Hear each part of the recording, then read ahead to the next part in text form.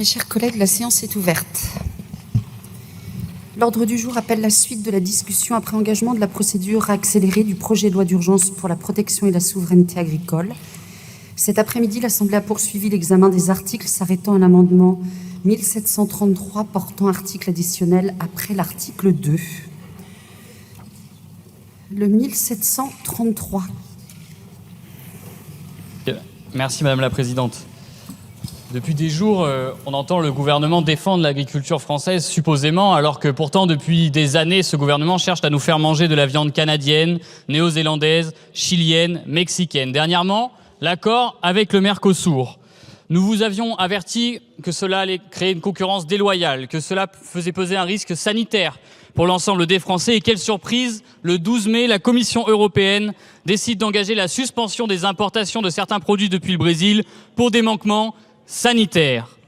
Et aujourd'hui, donc, l'UE nous dit que dès le 3 septembre, il souhaite éventuellement suspendre toutes les importations de viande brésilienne. À travers cet amendement, nous disons que cela suffit d'être naïf. Nous n'allons pas attendre l'UE et que dès maintenant, nous souhaitons suspendre l'importation de toutes les viandes brésiliennes en France pour protéger à la fois nos agriculteurs, mais y compris la santé des Français. Merci, Monsieur le député. Monsieur le rapporteur. Merci, Madame la Présidente. Monsieur le député, sur le fond, je suis d'accord. Moi, je suis contre l'importation de bœuf brésilien, sud-américain, qui ne respecte pas nos standards européens, français. Je m'étais mobilisé en janvier dernier. J'avais même organisé une délégation avec mes collègues les députés républicains de la droite républicaine à Strasbourg pour manifester aux côtés des agriculteurs, pour rencontrer le commissaire Hansen, pour échanger avec les parlementaires européens, pour infléchir à la veille du vote fatidique sur le sujet la position des différents députés. Je sais que la ministre des députés européens et je sais que la ministre Genevard s'est également mobilisée sur cette question. Donc sur le fond, je ne peux qu'être d'accord avec vous sur l'esprit et la philosophie de l'amendement que vous portez. Simplement, je vous pose quelques questions. Pourquoi un an seulement? Pourquoi pas 7, 10, 12, 15 ans, 20 ans, 30 ans? Non mais, on pourrait. Pourquoi le bœuf brésilien seulement? Pourquoi pas l'Uruguay? Pourquoi pas l'ensemble des pays du Mercosur? Il en manque quelques-uns, vous n'avez ciblé que le Brésil.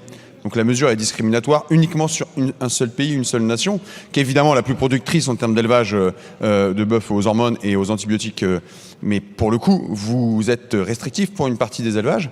Et enfin, c'est mon dernier point, je sais qu'on envoie un signal, mais ça ne marchera jamais parce que ce n'est pas du ressort de la Commission européenne, de la France, c'est plutôt du ressort de l'Union européenne que d'avoir ces mesures de rétorsion et d'interdiction. De ce fait, sur le fond, je suis plutôt dans la même philosophie que vous. Sur le fait que votre amendement ne tourne pas, je suis beaucoup plus réservé. Donc je soumets à la sagacité des députés la réflexion sur cet amendement et j'émets un avis de sagesse. Madame la ministre. Merci Madame la Présidente. Alors Monsieur le député, j'émettrai à votre amendement un avis défavorable. Défavorable non pas parce que je serais favorable à des viandes qui ne respecteraient pas nos canons de production, mais tout simplement parce que quand on veut interdire, il faut le faire sur un fondement. Et l'interdiction portée par la Commission européenne à l'importation de viande brésilienne se fonde sur des analyses. Vous proposez d'interdire, de suspendre, à titre exceptionnel, sans fonder vraiment la mesure, pour une durée d'1 an. Pourquoi cette durée? À quoi correspond-elle? Il n'y a rien qui tourne juridiquement dans cet amendement. C'est un avis défavorable par conséquent. Je mets aux voix cet amendement qui a reçu... Pardon, Monsieur Maudet. Merci Madame la Présidente. Monsieur le rapporteur, je peux presque me satisfaire de votre avis de sagesse, donc je ne vais pas aller beaucoup plus loin, mais il y a un sujet d'actualité avec le Brésil. C'est la Commission européenne qui décide de suspendre les importations et ce que l'on souhaite dire ici, c'est de ne pas attendre le mois de septembre où la Commission européenne aura fini de débattre, mais de le faire maintenant par mesure de sécurité et de sûreté.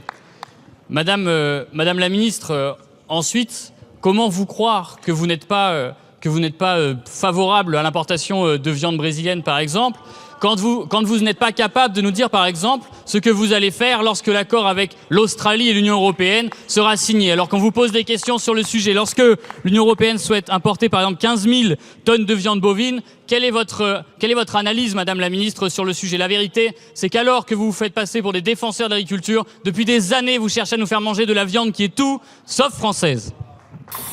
Je mets aux voix cet amendement qui a reçu un avis de sagesse de la commission et défavorable du gouvernement. Qui est pour? Qui est contre? Il est adopté.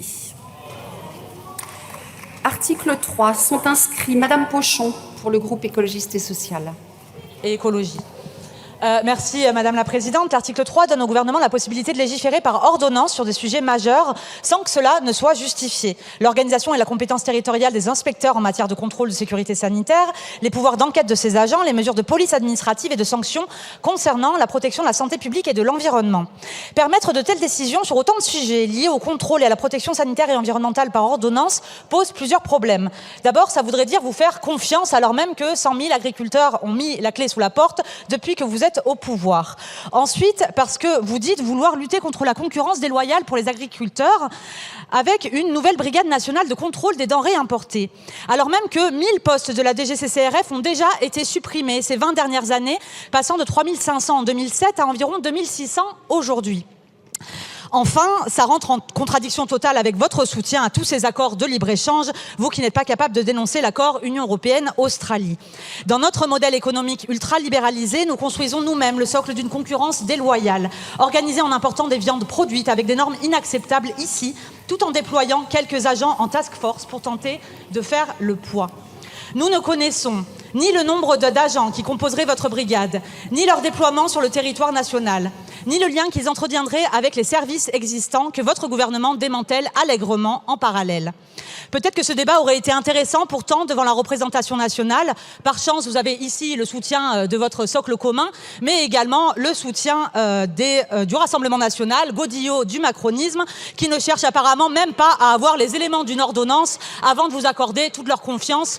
Ça n'est pas notre cas. Nous demanderons la suppression de cet article. Monsieur Guibert, s'il vous plaît, pour le groupe Rassemblement national. Merci Madame la Présidente, Madame la Ministre, mes chers collègues. Nous voici à l'article 3. Chacun ici le sait, la concurrence déloyale que subissent nos producteurs n'est plus tolérable. Dans ce contexte, le renforcement des contrôles constitue une nécessité. Il répond à une double exigence, garantir la sécurité sanitaire des consommateurs et assurer des conditions de concurrence équitables pour nos filières agricoles. Pour autant, si l'objectif affiché par cet article peut être partagé, les modalités retenues appellent plusieurs réserves de fond. En premier lieu, le recours à une habilitation à légiférer par ordonnance interroge profondément. Sur un sujet aussi structurant que l'organisation des contrôles sanitaires et la création d'une nouvelle entité administrative, le Parlement ne saurait être relégué à un rôle secondaire. En second lieu, la création d'une brigade nationale de contrôle des denrées importées pose la question de sa pertinence au regard de l'existant. Notre pays dispose déjà d'administrations compétentes et expérimentées en matière de contrôle. Les services des douanes, la DGCCRF, les services vétérinaires. Ces structures sont opérationnelles, mais elles ont été progressivement affaiblies par des réductions d'effectifs et de moyens. Dès lors, la création d'une nouvelle entité et génératrice de coûts additionnels peut apparaître davantage comme une réponse organisationnelle que comme une réponse réellement opérationnelle. Il eût sans doute été plus efficace de renforcer les moyens humains, techniques et juridiques des services existants plutôt que de superposer une nouvelle structure administrative. En troisième lieu, la question de l'efficacité réelle du dispositif demeure posée. La mise en place d'une brigade d'une centaine d'agents, si elle peut constituer un signal, semble en décalage avec l'ampleur des flux colossaux à contrôler et des enjeux à traiter. Surtout que cet article ne traite pas la question essentielle de l'action en amont. Il est en effet toujours plus efficace d'empêcher l'exportation des produits non conformes depuis les pays d'origine plutôt que de tenter de les contrôler une fois qu'ils ont pénétré sur notre territoire. Une stratégie de contrôle véritablement ambitieuse suppose donc une action renforcée dans les pays de départ comme d'autres pays le pratiquent déjà. Mes chers collègues, cet article va dans une direction que nous pouvons soutenir car elle reconnaît enfin la nécessité de renforcer les contrôles et de protéger nos filières. Cependant, il soulève des interrogations sérieuses quant à sa méthode, à son organisation et à son efficacité.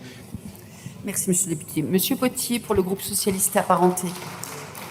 Merci, Madame la Présidente. Au nom du groupe socialiste, je voudrais tout d'abord rendre hommage aux hommes et aux femmes qui, depuis le monde de la recherche, je pense à l'ANSES, à l'INRAE, je pense au groupement de défense sanitaire qui sont l'organisation de la corporation sur les questions sanitaires, mais également à tous ceux qui, à nos frontières, luttent pour protéger la santé de nos élevages, la santé de nos éleveurs, la santé de la population française tout simplement.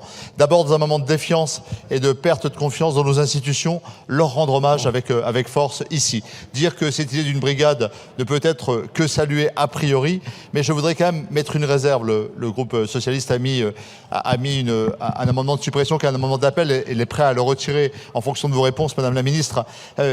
Ce qu'on aimerait savoir, c'est est-ce que cette brigade est une réponse à la hauteur de l'enjeu lorsqu'on sait qu'aujourd'hui, On est sur 1 pour 1000 des contrôles à Orly, au Havre, partout dans les ports d'où qu'ils viennent et dans les aéroports. Est-ce que la vraie solution, Madame la Ministre, ne serait pas de plaider pour la solution que nous proposons depuis longtemps comme socialistes, qui a fait l'objet d'une PPRE adoptée à l'unanimité ici avec Mélanie Thomas, qui est celle d'un contrôle in situ sur le plan vétérinaire, sur le plan sanitaire, des denrées qui sont exportées en France. Nous pensons qu'une certification des produits des pays tiers est la seule garantie que nous aurions dès lors qu'elle serait faite par un certificateur, lui-même agréé par l'Union européenne. C'est en amont et in situ, dans les élevages, dans les cultures, dans les abattoirs, dans les lieux de transformation des pays tiers, en Amérique latine, au Canada, en Asie, que nous devons vérifier que les conditions de production respectent les normes européennes, respectent les normes européennes, nous protègent de la concurrence déloyale, mais nous protègent également des risques d'épizootie. Merci, monsieur le député. La parole est à madame Manon Meunier pour le groupe La France Insoumise Nouveau Front Populaire.